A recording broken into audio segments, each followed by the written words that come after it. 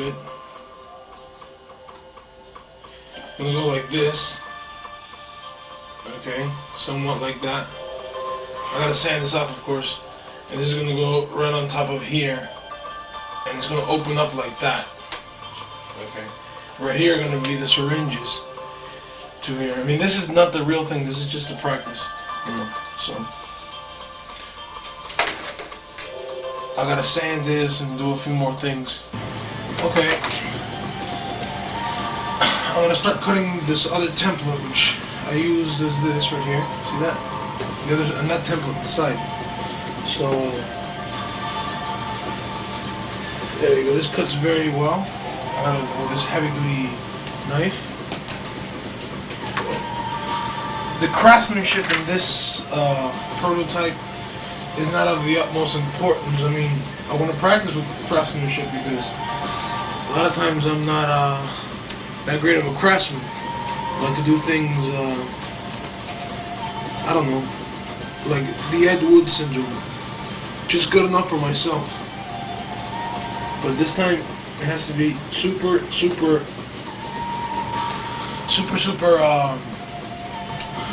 you know, well created. That sounds ridiculous. It has to be as different as my other piece as possible. My other piece was very, I don't know, energetically created, you know, spontaneous. You know, this is more meticulous, more well thought of, like the Psycho in the Line of Fire type of thing, you know. Even though this is not meticulous right now, you know, these edges are not perfect, you know. I mean, I'm not a perfectionist, but in this piece I have to be. But since this is a practice, I'm just testing out my theories on the strengths and, you know, the way it's going to look. I'm very happy with the thickness, which I believe I'm going to get, you know. And you know, that's very important because it's trust value. You know? I don't want it to be too small, but not too big either. Just the right size, like the like Mama Bear. Look at this. This is not perfect right here. This is all offset and stuff like that, but right now it's okay. I believe this is stronger than foam core, especially this area right here. So I might use this instead of foam core because if you, I don't know if you can see. Well, you probably didn't see that. I don't know if you can see the light coming through here. You know, but it does. It's just paper. There we go.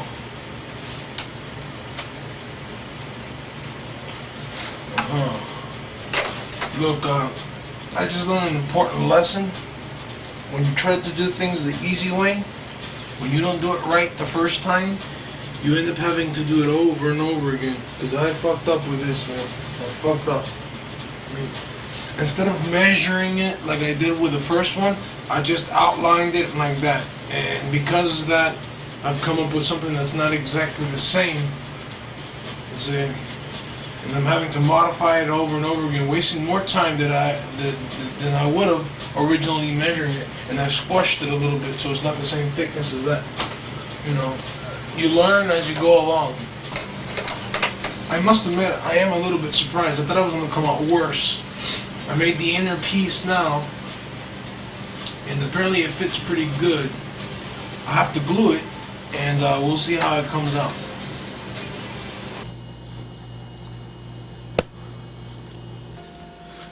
Okay, I got back from, I went to go eat some chicken wings and stuff like that with George and Ralph, and they invited me, so I got back like a couple hours ago.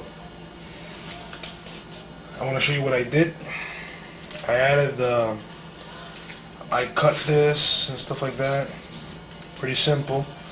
The construction I'm pretty proud of. I mean, to be a you know, a prototype, first time prototype, it's pretty good. The craftsmanship is pretty good. Okay, I did discover something very, very interesting which I want to show you. This right here. Number one, I see this as pretty heavy right now. Pretty heavy. I really do not need all this space down here. I think it's a waste. So what I'm going to do is I'm going to cut it right here.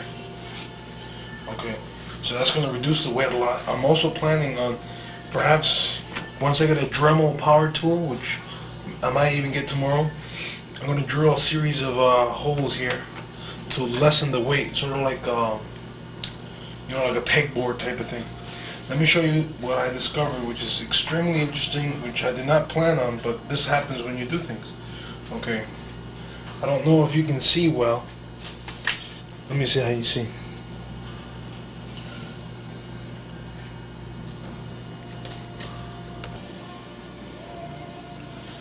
Okay, it's a bit bright here, so you're gonna have a lot of feedback right here, but if you notice, you can see the video cassette, the audio cassette in there.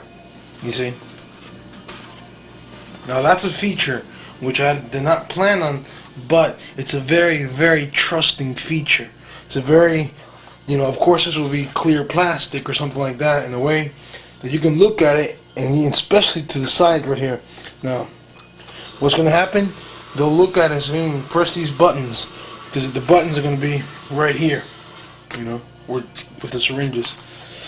But if they get it suspicious at all, they look and they see that it's just a audio cassette. I mean, so that looks very innocent, as you can see.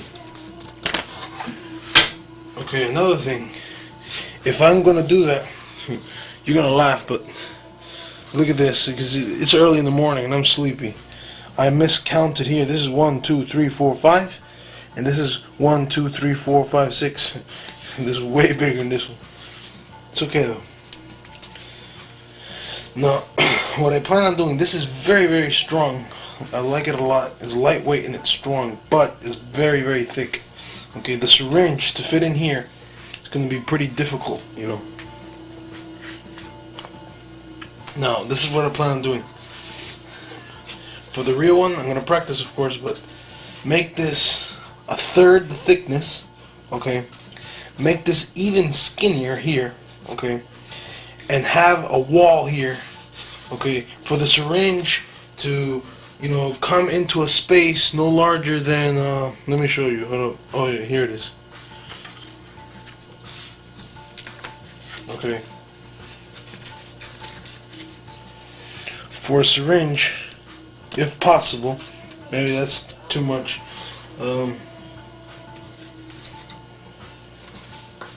Perhaps this will be a better representation of it.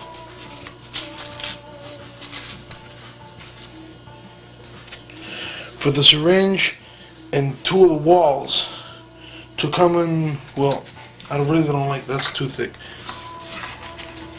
Okay, to come into an area of about this much. So that means that you'll have the wall and everything like that, and when you look at it from the rear, it's just going to seem like it's reinforced cardboard, but it's not. It's going to be either wood, or my best choice I believe is plastic, which is strongest and the lightest for its value. So along like this, the syringe inside the button on the corner.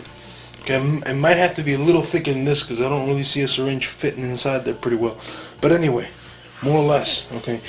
Narrowing this down as well, okay. That'll make it very innocent looking. Empty space, no wires, no nothing. Have clear visibility of the cassette. Okay, if I have to raise this a little bit or have to do some minor adjustments, okay, it's going to be worth it, the trade-off, because remember, the bigger something is, the heavier something is, the more mail bomb type of thing it looks like. So I don't want that, but having the visibility of this makes it very, very enticing, very trusting. Even though I might have to give a little way as far as the thickness, to have more visibility. I might even put mirrors inside of here to make it look thinner or whatever. Make it look very empty, no cables, no nothing. Clearly visible that's a video cassette, not connected to any detonator or anything like that.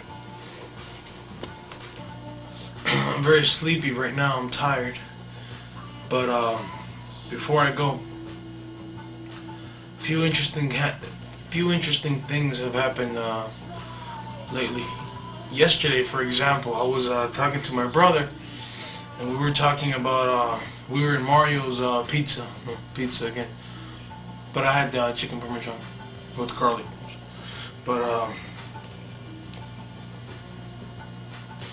well, we got on the subject of eating and eating too much and I don't know, because I was going for that extra slice of pizza. And he goes, no, you're gonna get sick and this and that, and you see. Oh no, I said, he mentioned something about me eating again, and I said, hey, you only live once. And he goes, yeah, you only live once, but you're gonna be all sick and all full of heart problems and liver problems and stomach problems and this and that. He's well aware of the fact, and he's even afraid, okay, because I have mentioned to him in the past about living life to the fullest or whatever, enjoying living for the day type of thing, because hey, you never know, one day, you're gonna die and this and that, and he's well aware of the fact that my line of thinking is a little bit awkward because of the fact that I know I'm gonna die in Armageddon, because not because I'm a wicked person, but I'm not doing what's right, according to the Bible and this and that, since I was in religion, but then I left and this and that. So, and I believe in, what the Bible says about, a destruction that's going to come and this and that, whatever. But, I'm doomed. I don't really feel like doing anything about it as far as, getting back into religion. That's a subject matter that I'll, discuss later on. I'm not here to discuss that now. But anyway, he's well aware of the fact that I plan to die before Armageddon. I mentioned to him a couple of years back that I'm going to go out blazing, like with guns and stuff like that. And he's well aware of how I feel about niggers and stuff. And, and my anti-government stance, this and that. But and I've mentioned to the fact one time we were in the which I'll talk about more later. But one time we were in the truck with Ralph, and I was being reprimanded for one of the jobs that we did. I didn't do something correctly, and it escalated. And since I do have a severe emotional discontrol, I started I broke. Since I had to have a low breaking point, I broke, and I got very, I was like crying and stuff like that, angry, but like crying, losing control. I started hitting the truck and saying, he goes, you have no idea what I'm capable of. You think you know me, but you don't know me. The things that are coming to my head, I have access to, very destructive chemicals and this and that, and one day, I'm gonna. Whatever. But since then he's been well aware of the fact that that I plan on doing something with my life that's not positive. Okay. I've also mentioned to the fact of buying a gun, getting a loaded gun, and that's when he got really scared and he even called my parents in Uruguay, called my brother in Atlanta. See, I have a very loving family, unlike many people. And I really don't appreciate it that much because I guess since I have it, my father and my mother, everybody there, they've always been there for me. But I'm just not. I'm just not right. I'm perfectly sane. Okay, I know exactly what's right and wrong, and I choose the paths that I choose. But I don't know. Just got a few things. Anyway, getting back to the point in the he's very afraid that I'm gonna shoot myself. They've even joked about it. And yesterday, not really to be sarcastic, okay, because a few weeks back we were in Office Depot and that, and again about eating and this and that, and I mentioned something, you only live once, or hey, you gotta enjoy life while you're here and stuff like that. He goes, yeah, you're thinking about yourself, but what about the others? Death is expensive. no, he wasn't doing that to be like a reverse. I don't know what his intentions were, but I know it wasn't like reverse psychology or being, utterly sarcastic. Okay, I think it was just something to move me to say no, no, it's not like that. He says, oh, he talked about no, the funeral and this and that costs money and this and that, and I said, hey, I got money. I got money in the bank. Don't worry about that. You know, he goes, yeah, but that costs about $7,000 and this. I mean, not he's not like that. Like cheap like that. But he's trying to provoke me to have an emotional breakdown. I don't think that's his plan either. But fortunately and surprisingly, I was able to maintain myself in both situations quite clear-minded without breaking down. Surprising myself. But it was kind of strange. Yesterday he did the same thing. He think about your death and this and that, and it's gonna cost money. And I said, hey, I got money.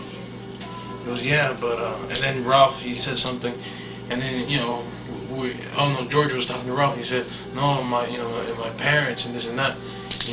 He goes, that would kill my mother. And Ralph goes, nah, man, come on. He goes, yeah, my father, no, he says, but my mother, definitely, she that would kill her. And I'm in 100% agreement with that. I mean, my mother has a love for me that, it's.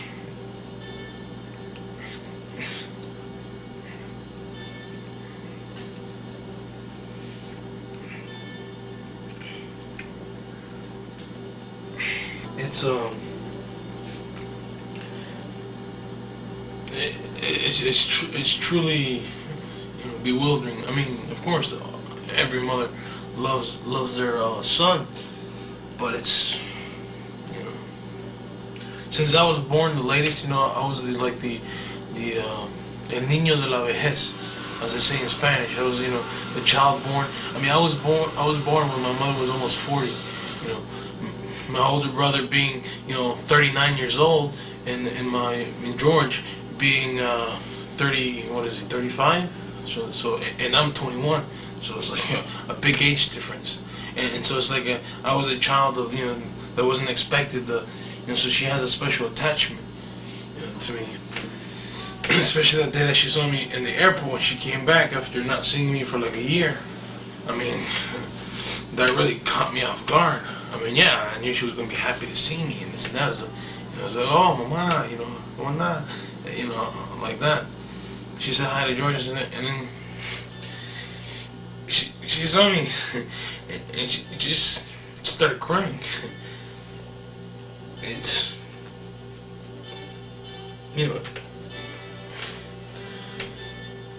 she was, ay, Ricardo, it was something. So I know whatever I do, I can't do it until she's dead. I mean, that sounds cold. But she deserves better. I mean, she's been a tremendously loving mother, and she deserves better, and I'm not gonna do that to her. I mean, there's millions of people out there that they wish they had the family upbringing as me. There's a lot of destroyed people out there. I mean, that were brought up in horrible situations, unthinkable. Unhappy, broken homes without fathers. Drug addict mothers, and their mothers being bitches, prostituting to buy food, But I had two great loving parents. I do still. And I don't appreciate them. This is gonna sound about the coldest thing in the world, but I mean, you are Mr. Or should I say, Dr. Hitachi, my my psychiatrist or psychologist or whatever. But I I really don't miss them.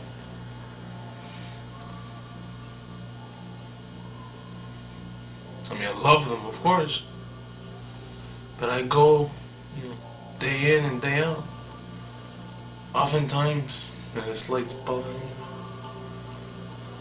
Oftentimes, without even thinking about it. I know there's not an hour that goes by that my mother's not thinking about me, and worrying about me. And that time that she called, she called over here, which is incredibly expensive. Called like 3 or 4 times trying to get a hold of me because George is a very straightforward, if that's the truth, say the truth, I'm not gonna hide the truth type of guy. And he tells imagine he tells her that I'm thinking about buying a gun and this and that, and that just completely overwhelmed him. I said, what do you mean? They spent like 2 days in hell like, oh my god, what, they think I'm gonna kill myself or something like that. I didn't threaten, I didn't tell George, look, I'm gonna buy a gun and kill myself. I never said that. Okay. And I never had any plans of just blowing myself away. Dying, I'm gonna die, just as anybody else. But I never had planned to commit suicide. Not when my mother's alive.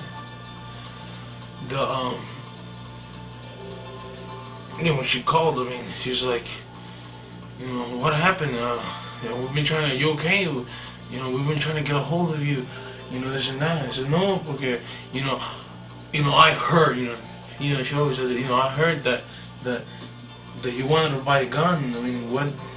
I said, no, don't worry, we were just messing around with George, me and Ralph were, playing with him, messing around with him. He misunderstood. Are you sure? Yeah. But I felt bad. I was extremely angry at George for, imagine, bringing her those worries. And that one thing I always said to myself, when I used to get in trouble when I was little, until one time I got real in trouble. Talk about that later. I said to myself, I'm not gonna bring my parents this kind of disgrace. And my mom used to, not disgrace, worries, and she used to even tell me, please, when you get older, please don't give us problems, this and that. So they deserve that. They honestly do. So I didn't want to bring them any worries or nothing, But since George is honest, which is fine. If he feels like I'm gonna kill myself, I'm sure he's gonna try to find as much help as possible. My mom called my brother. She called my uncle in Atlanta. They called me. It's like, hey, especially my brother. My brother, he tried to. My brother Carlos in Atlanta, he tried to, hey, how's it going? Yeah, good. Yeah, everything good. No. TV, this and that, whatever. Blah, blah. Hey, listen, my mom called me and she told me that you think about buying a gun or he tried to, casually bring it up. I said, no, man, we were just messing around with, Ralph and stuff, George. And he goes, oh yeah, and he was like joking around. You should buy like a plastic gun and say, hey George, this and that. And he said, no, you shouldn't do that. And that made me feel bad. So that's why from then on I decided that I wasn't gonna like disclose any huge amount of information to them. Never to them, but to George. See, but since I got this camera, that's one of the major reasons. Okay, because I found a lot of confidence speaking into my mirror. Okay, releasing a lot of things. Okay, and sometimes even though I don't have I got a close relationship with George, but a lot of the things that I tell him, it can be used against me. And the workplace and other things, and I don't like to mix too much like that. Even though I sometimes have a huge desire to speak it, and sometimes I do it, and then I pay the consequences for it. I either, if I speak about something so emotional to me, I'll have an emotional breakdown, like the piece of shit that I am, or I'll try to mask it with anger, because every time I break down, I feel so soft, like a fucking sissy. Because I do have an emotional problem. It's a chemical imbalance in my brain. I'm not a psychotic or anything like that. It's just, I'm like a female type of type of thing. I mean, this is like an insult to females, but my emotional level, chemicals, you know, I know exactly which chemicals are. I saw a documentary on the brain. You know, they flare up, and my mother, a lot of times, you know, she gets sad and she'll like cry. She's not the kind to, you know, be crying and crying, but she cries very easily. And I don't know, genetically, I guess I got that from her. But I mean, I cry worse than a little kid sometimes. It's, I mean, I'm a 300-pound man almost, and acting like a little, you know, 30-pound baby, man. You know, it's unbelievable, man. It's like I shock myself sometimes. But I'll talk about that later. One of the major reasons why I believe, I don't know if you can see in this light. Okay, I learned this in ninth grade in my accelerated biology class. If you notice, okay, I don't know if you can see my breast. Okay, my breasts are not normal. Okay, as we studied in biology class, okay, males are X. What is it? Males are XY chromosomes, and females, XY, you know, chromosomes are males. XX is female. The Y is what, you know, makes a male a male. Okay, 1 out of every 456 males has a chromosome defect called XXY. Okay, and that's what I have. You know, and it's more common than people think. Okay, one of the major things is having breasts and big nipples like this. And they show pictures in the books. It's not some, you know, strange delusion of mine. You know, I saw pictures and I read all about it. You know, and that's what it is. You know, XXY, and that has a lot to do with hormones and stuff like that. And as we all know, females are different than males in their hormones. You know, it's only genetic. And I have like being that I'm an XXY, I have an imbalance there, and it just, you know, just it's wicked. But enough of that. I mean, I'll talk about that later. You know, getting back to my I don't know what the hell was it. What? Yeah, the fact that, you know, I'm so emotional at times, but other times it's just completely dry.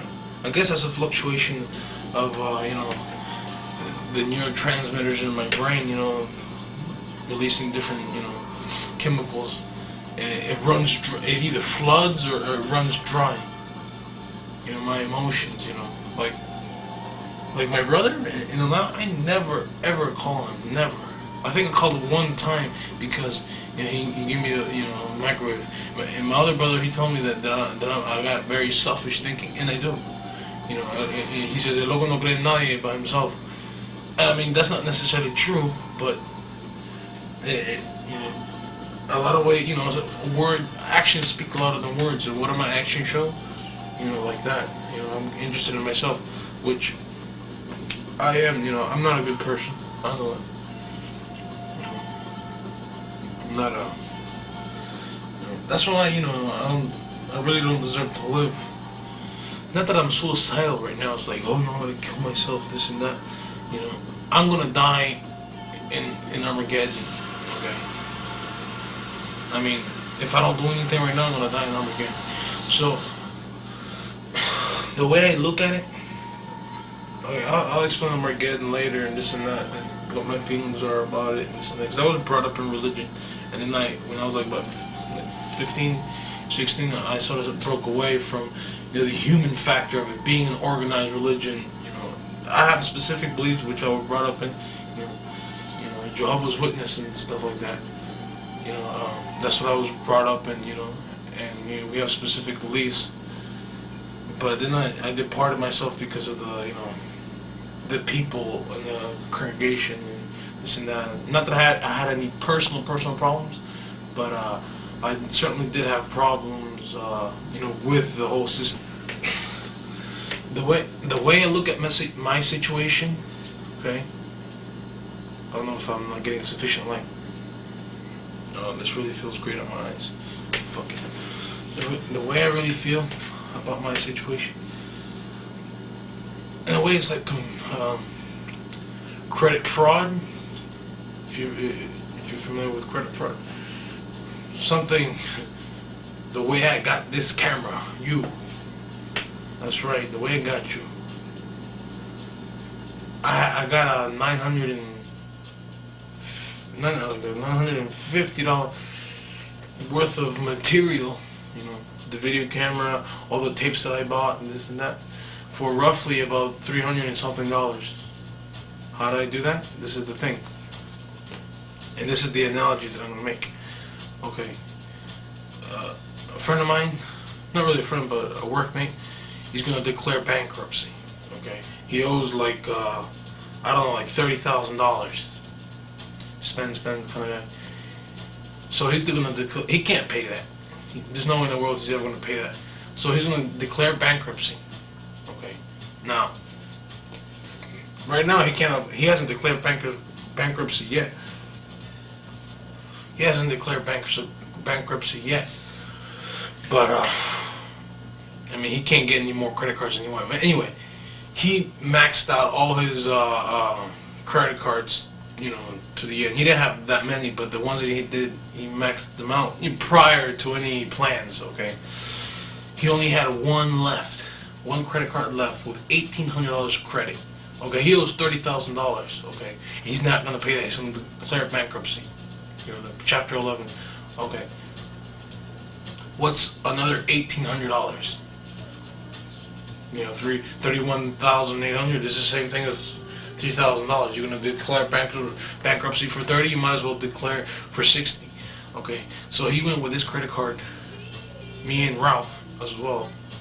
We got about $900 a piece worth of equipment. We paid him $300. This and that, and we got all our equipment.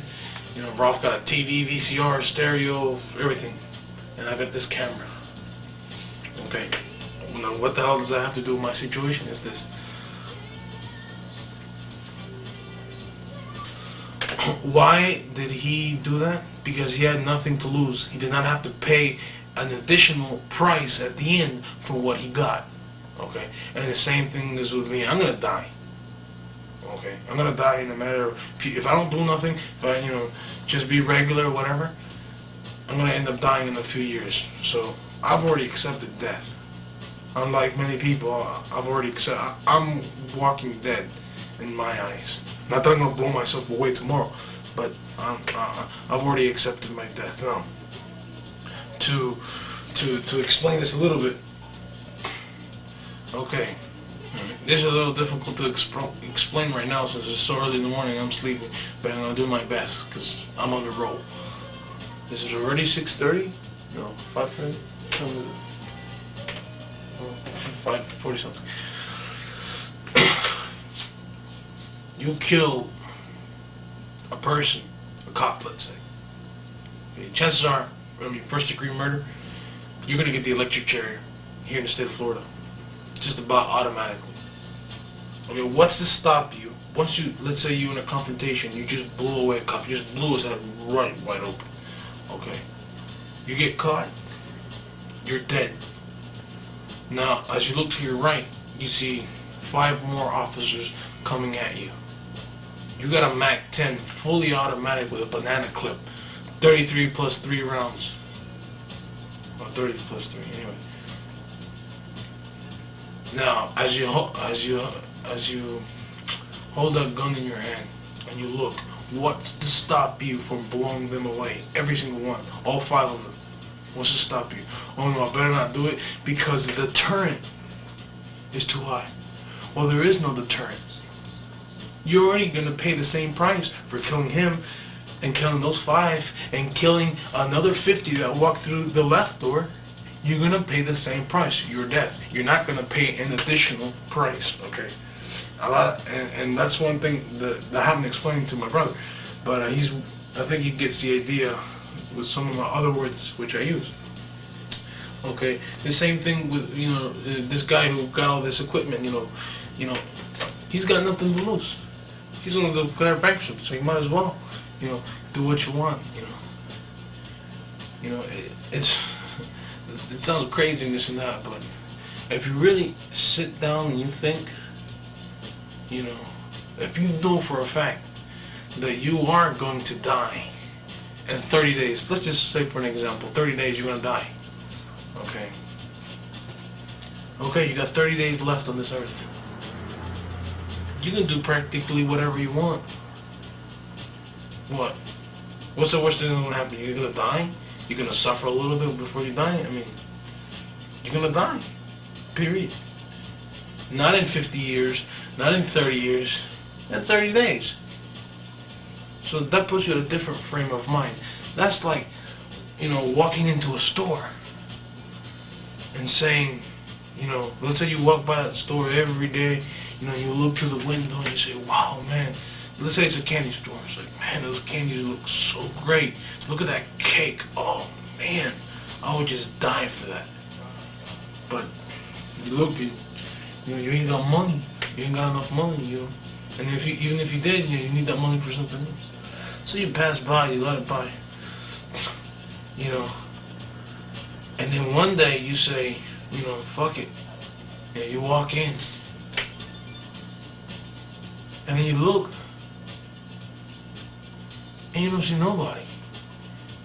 And you say, oh my God, all these things. And you say, where's the store owner? And you're,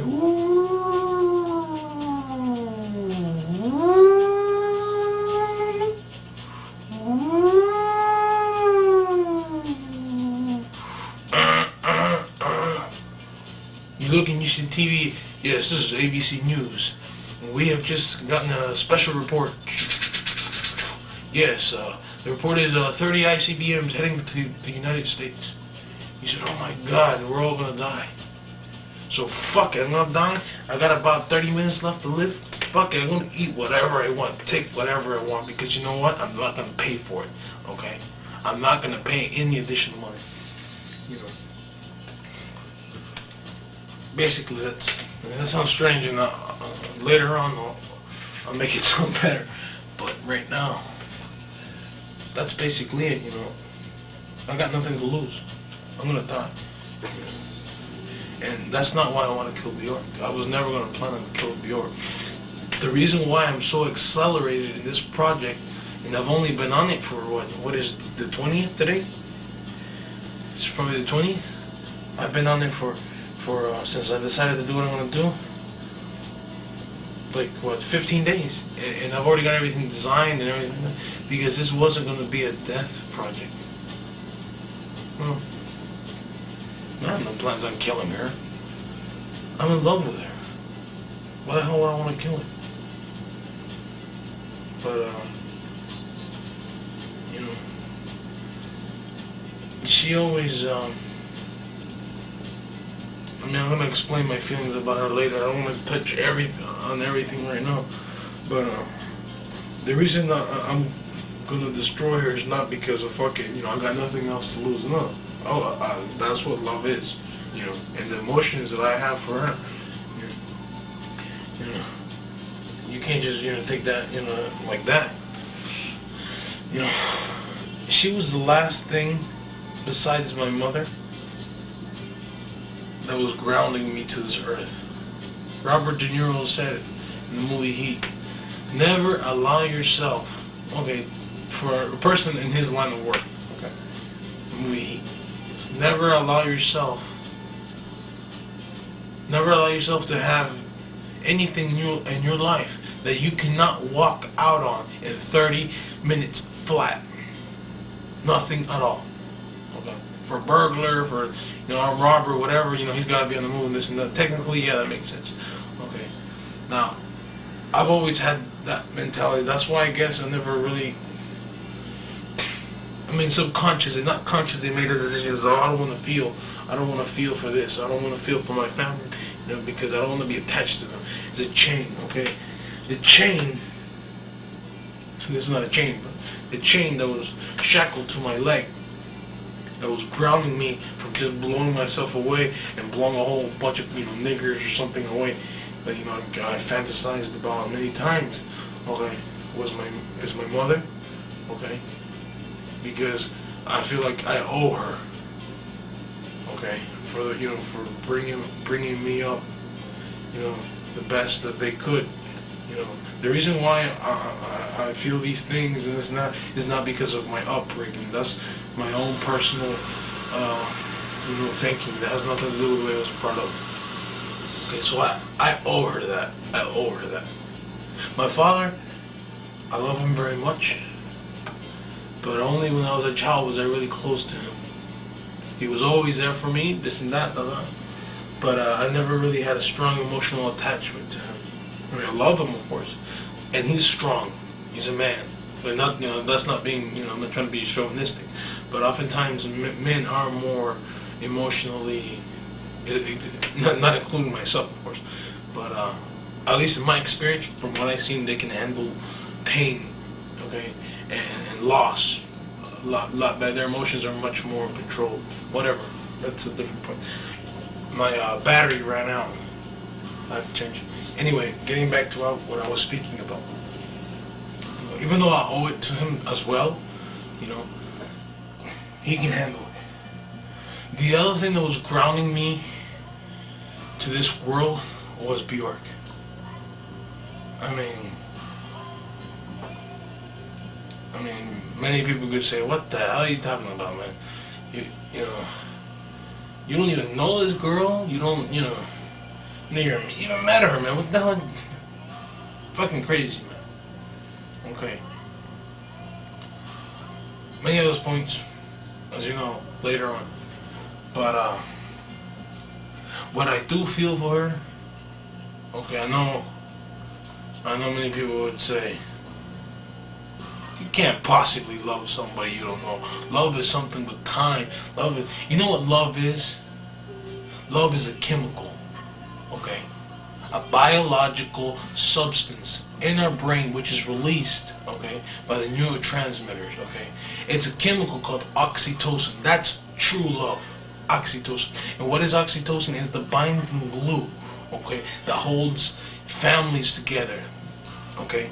That's, okay, it's not a mystical thing. It's not a magical thing that just happens because of the soul, the spirit, and all that. It's a chemical. We're machines, okay? As much as we want to fancy ourselves as superior to other creatures, we're beyond our soul, spirit, mystical.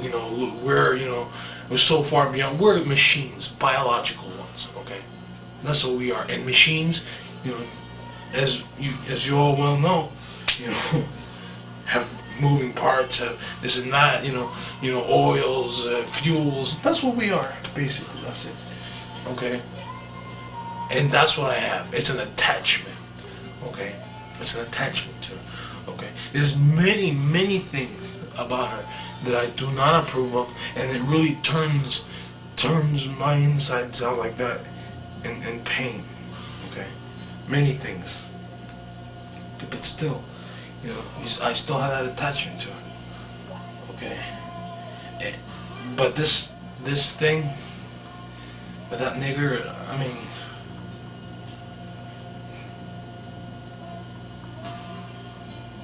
that was a stab in the heart for me.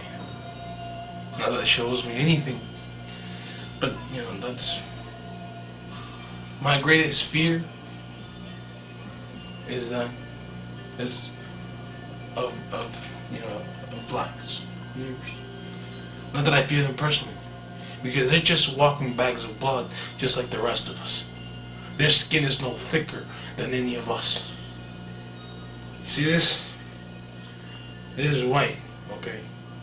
If I were black, it'd be the same thing. Easily pierced. Easily. They're not immortals. I don't fear them. But I see them as animals, man. Even though I am an animal personally. No, I don't see them as animals. Let me tell you a little bit of what I feel. Most people, first of all, I'm an exterminator. to have a point of reference. I am an exterminator, a bugman, as many people choose to refer to me. You know, cockroach man. Most people in this world, I'd say the majority, are cockroaches. Me being one of them. If you look around you, I'm a piece of shit. Okay, I'm dirty, sloppy, fat, disgusting. Okay, I'm a piece of shit. Okay, the reason why I'm not interested in finding a girlfriend, this and that, because I'm a piece of shit. Not that I don't have self-confidence. I mean, that's that's funny, but I'm a cockroach, just like most people. But niggers are the shit of cockroaches in my eyes. I mean, that's ignorance at its finest, but it's how I feel. Exactly how I feel. And when I see a white woman with a black man, that is the amount of chemicals in my head, as ignorant and as stupid, and that has to be changed because that's not right, politically correct. And look, what I feel in here is what I feel, and that's completely unacceptable to me. Completely. There's less than 3% of white women in this world. Okay, not that whites are better than anybody else. Okay, but to let you know some of the facts. To remind myself, 3% of white women in this world that are of childbearing age. 3%, that's it. Now they mix with blacks, that's it. Anything you mix with a nigger is an improvement. You mix a nigger with a goat, and it's an improvement. You mix them with anything, and it's a fucking improvement. That's how I feel about it. Not all of them are bad. No, there's a lot of good ones. A lot of decent, hard-working people, okay, that do not mess with people, and that's fine. That's fine. Keep to themselves, you know. I don't want nothing to do with them, but hey, you keep to yourself, you work hard, that's fine. I have no problems with you, okay? But these fucking delinquents out there, okay, many times in my head, I figure, okay, I'm already full of bullets. But by some miracle, I got another hour to live and fucking full of any weapons I can carry. Fucking the best target. The best target would be a fucking rap concert. Oh my god. Those are the type of people that I would love to exterminate. You know, I'm gonna die fine, but I'm gonna pick all you motherfuckers with me. Okay, I fucking use gas, chlorpicrin. I use it. I have access to many potentially catastrophic chemicals, and that's my advantage because anybody can have guns, but chemicals. Very few people have access and have the knowledge to use it, and I do. You know. But anyway, I mean, this is like a satanic thing that she just happens to be with a fucking nigger. I mean, like it's a setup for me to do something. You know?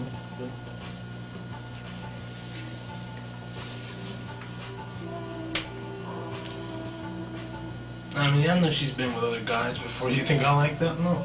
But what the hell am I gonna do? I mean, many times I try to think of, oh, sex is not that big of a deal. Sex is a big deal to me. I'm a virgin. I've never had sex. I've seen sex. I've got tons of footage of sex, all different kinds and this and that. But I'm a virgin. I've never been with a woman. It's a big deal to me, and coming from a religious background, you know, even bigger deal. I mean, she so casually refers to sex as, you know, of course, for her, a dick is a dick, you know. But,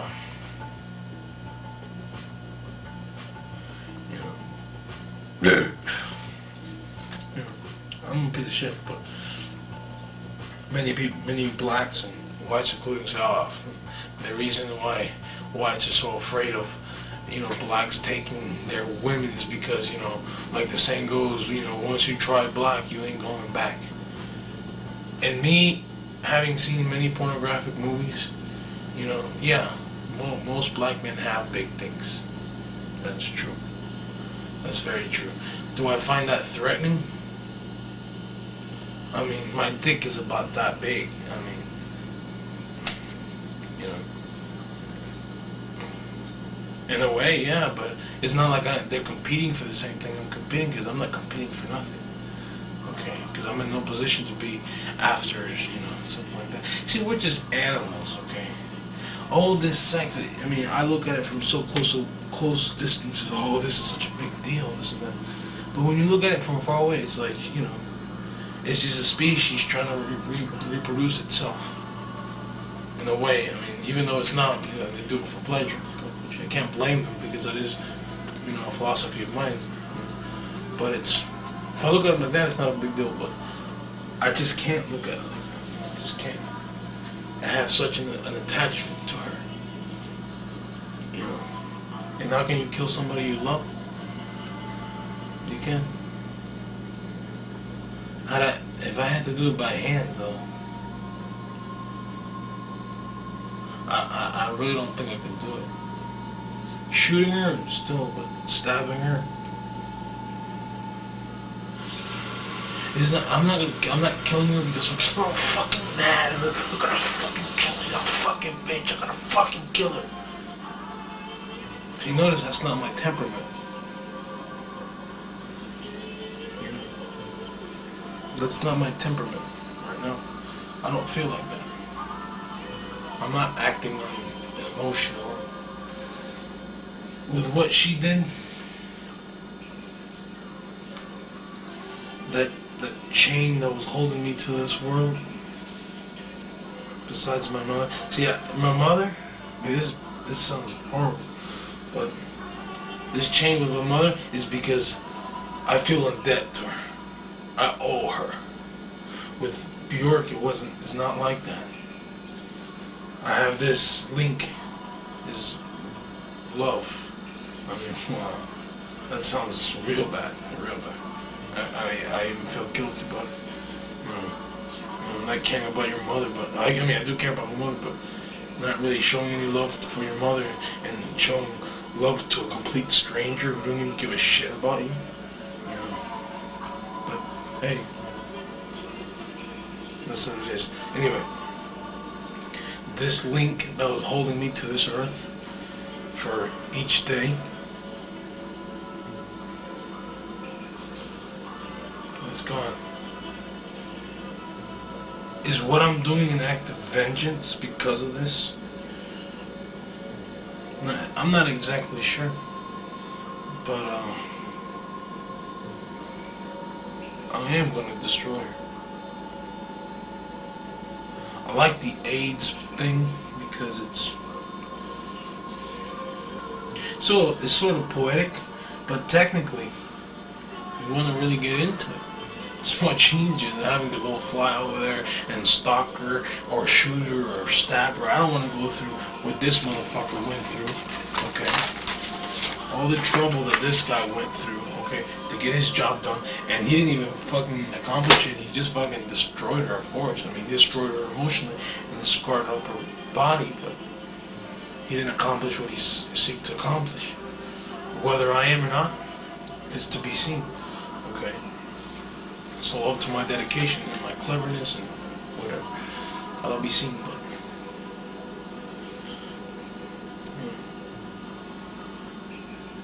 in a way, it was like this. It wasn't like disgusting. It was like, oh. When I find that out, I was like, I heard a movie one time. I'm trying to think what movie it was. He goes, kid. This old man, not old man, but this guy who had a war record, this and that, and these two teenagers were like, oh man, this guy's been in a war, this and that, he's cool, and let's talk to him. He goes, kids, don't ever look up to people, because they'll let you down.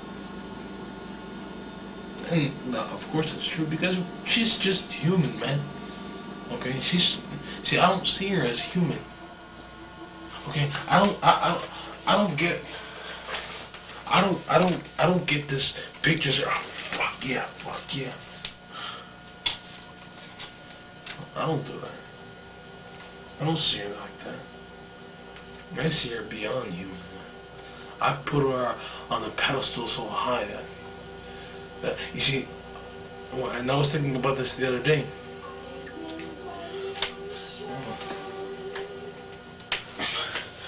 I was thinking about this the other day, and it's true. We were talking about it with George, about how we have a natural tendency to worship. Humans do. Since the beginning of time, civilizations have been worshiping either one thing or the other, the sun. We have that need in us to look up and to worship. It's put in there, by our Creator, of course. Okay.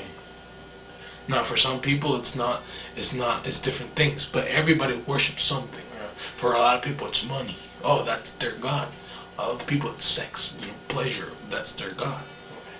People always submissify themselves and look up to something. Okay. So of course, different extents. Whether being in a religious organization or being in a financial institution or in a power play struggle, they always worship something. Always. Okay. We always looking for something to worship, and apparently, in my case, it's her, a human, just like me, an imperfect, fleshly creature. Which I've put her in an angelic status. My heart. I've never dreamed of fucking her. Okay. The only thing I've ever fantasized about, if anything, was just bringing her pleasure to satisfy her need. Eating her out or something like that.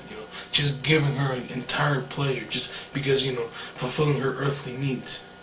Not fucking her, because I know that I'm not sufficient for that. Okay? I have prostate problems, and I got a little dick, and I'm fat, and I have no stamina. I may have watched a few hundred porns, but to put it into action, you learn a lot. You do learn a lot, especially eating pussy and this and that, and techniques. Watching, Bob Berkowitz show, real personal. This and that. Yeah, you pick up a lot of things. Okay. A lot of bits of information that are entirely useful, but to put it into practice is completely different. Okay? But anyway, if anything, it was just that, just bringing her pleasure, just controlling her needs. That way she doesn't have to go out and get that. Okay, and I've never really fantasized too much about being in a relationship with her, because I can't be in a relationship with anybody, because of my emotional condition. So it's very hard to pretend I don't have that, I will explain about that later, about my emotional condition. But anyway, I see her a lot. After seeing Taxi Driver for the 5th time or 6th time, 7th, I don't know. I lost count. Okay, I noticed something. I said, you know what? That's exactly how I see her. The way Robert De Niro sees Jodie Foster's character, exactly how I see her. And I said, wow, man, I see her like a daughter. Because a lot has to do with her childlike looks and her childlike voice, and being so spontaneous and cute, and I never really saw her as far as her beauty. I never really saw her as elegant and this and that. She's always been cute and smiling, and and in a way I see her like a daughter type of figure. The most I've ever wanted to do with her is just hold, just like, I've had many fantasies of just holding her, not being in a relationship with her because I'm no good for that, but just, oh man, I've mastered the art of self and embracement. Just let yourself go, and just, her holding me, so it'll be alright, feeling her lungs, taking the breath of life and expelling it. It's quite a feeling. It's quite a feeling, and that feeling, okay, what I just felt right now was a rush. I just felt a rush. And you gotta understand, the reason why I feel what I feel, because I am human. But it's curious. It's very curious because